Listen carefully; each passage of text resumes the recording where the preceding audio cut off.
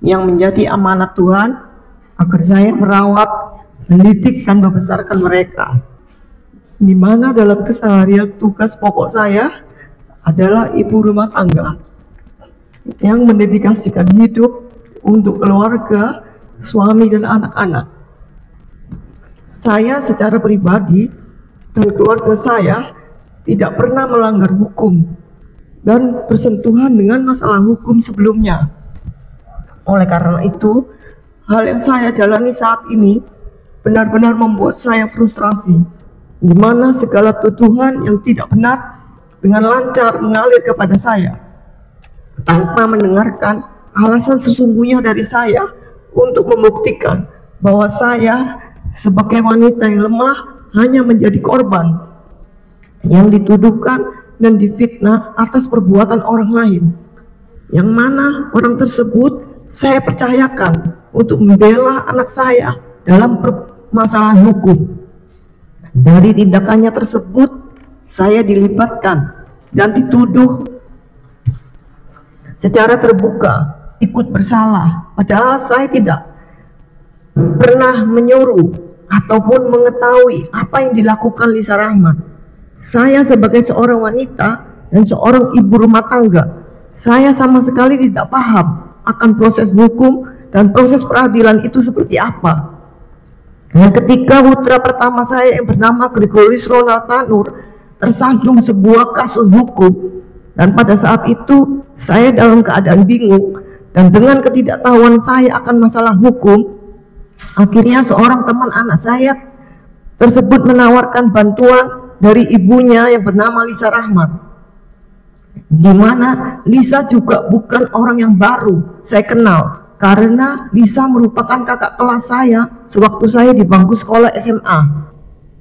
Pada saat itu saya yang dalam kondisi tidak stabil secara mental, seolah-olah mendapatkan secercah cahaya dan harapan yang bisa meringankan beban pikiran dan mental saya. Maka dari itu saya mengiyakan agar Lisa mendampingi anak saya sebagai kuasa hukum anak saya, agar permasalahan kasus hukum anak saya bisa secara terang benderang mendapatkan hasil yang sebenar-benarnya dan seadil-adilnya sesuai dengan ketentuan hukum yang berlaku di negara Indonesia. Sebagai seorang ibu yang tidak punya pengalaman hukum, dan kasus hukum anak saya ini merupakan pengalaman pertama saya yang awam ini diminta oleh Lisa Rahmat untuk menyiapkan dana sebagai fee lawyer dan tanda tangan surat kuasa oleh anak saya, di mana sampai saat ini salinan surat kuasa tersebut tidak pernah diserahkan kepada saya.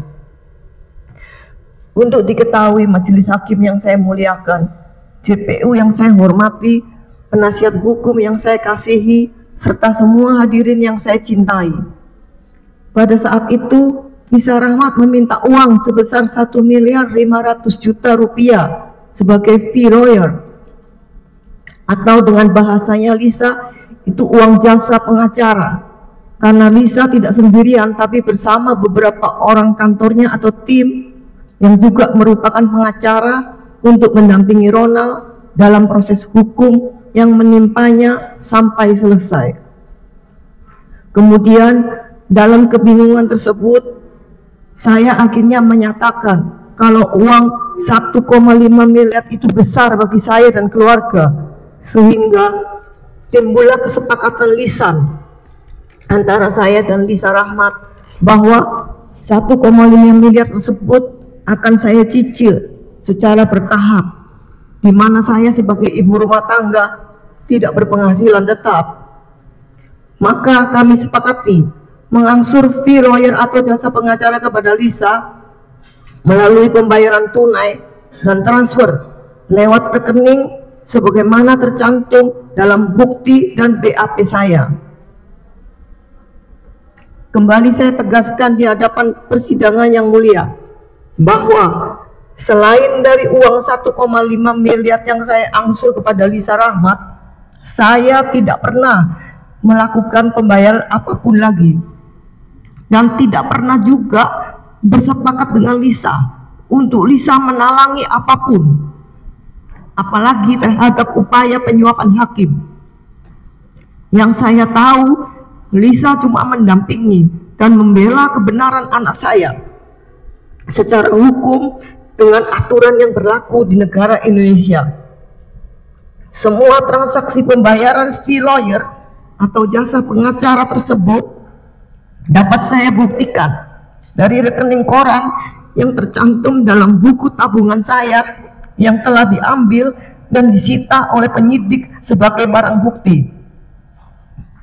Majelis hakim yang mulia, JPU yang saya hormati, penasihat hukum yang saya kasihi, dan para hadirin yang saya cintai.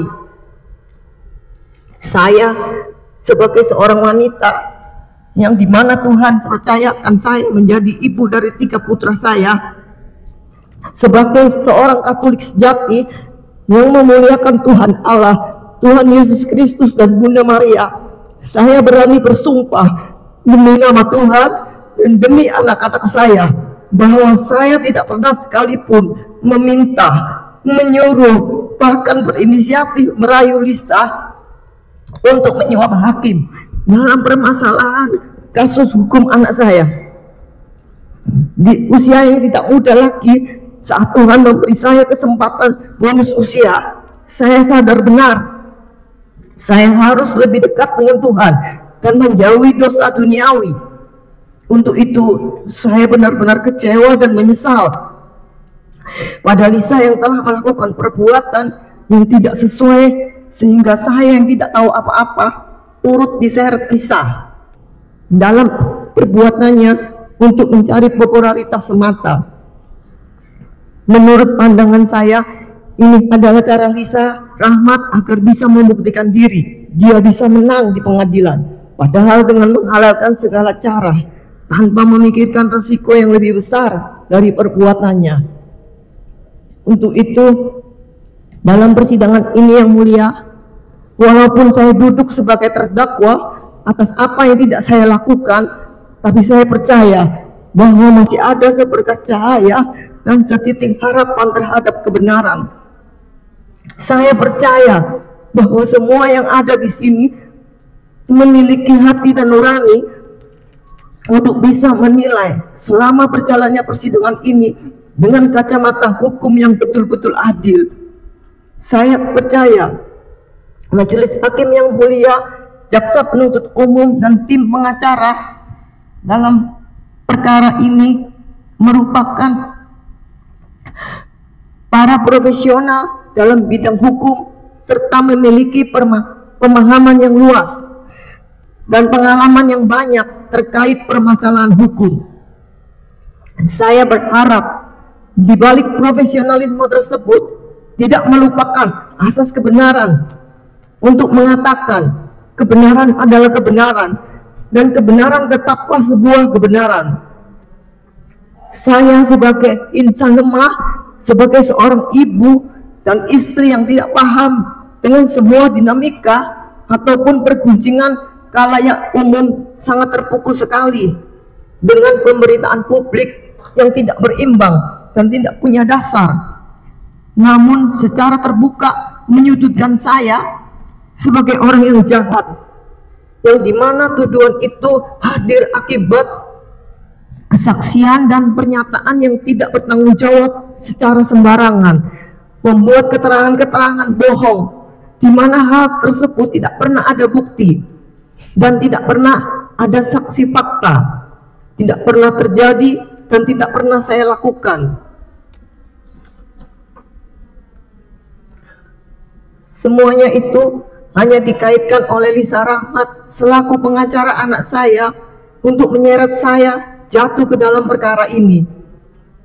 Majelis yang mulia, jaksa penuntut umum yang saya hormati, tim pengacara yang saya kasihi, sebagai manusia yang hidup di negara Indonesia ini, kemana lagi saya akan menaruh harapan saya untuk sebuah kebenaran yang adil, agar saya mendapatkan tempat untuk membela kebenaran yang sebenar-benarnya. Bukankah lebih baik membebaskan 1000 orang yang bersalah daripada menghukum satu orang yang tidak bersalah? Saya tidak lari atau menghindar takdir cerita hidup saya, tapi saya sebagai orang beriman tetap percaya bahwa mukjizat masih ada lewat hati yang dijamah Tuhan, agar dalam keterpurukan ini tetap ada pertolongan untuk saya lewat pertimbangan yang adil. Saya yakin Tuhan saya yang hidup mampu mengetuk pintu hati siapapun, mampu membuka mata siapapun, dan melihat perkara ini untuk mengatakan yang benar adalah benar dan yang salah adalah salah.